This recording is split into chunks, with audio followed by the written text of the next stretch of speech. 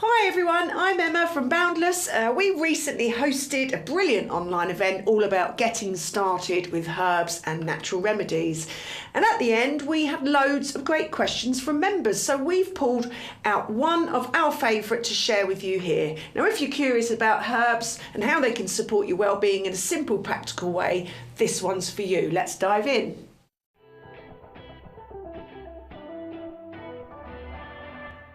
Recommendation, please, to overcome phlegm when running in the winter. It's a common complaint in the running community. That's interesting. Thanks, Estelle.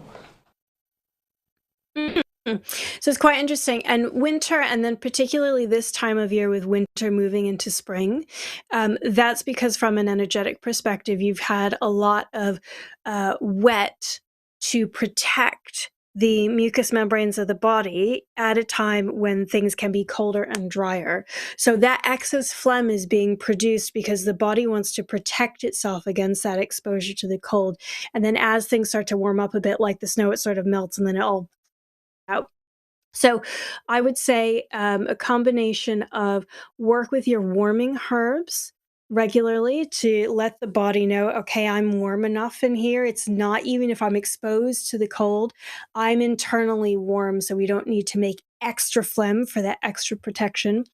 If there's lots of phlegm going on, then look at your astringent herbs to help dry that up. So things like yarrow, plantain's a really interesting one because it's actually 50-50 astringent and mucilaginous. So you'll get the drying, but without overly drying yourself. So that one's a nice balance, so you could try. But even something like chamomile is astringent. Though sometimes, depends on who you are, sometimes chamomile doesn't cut it and you need something with a bit more oomph.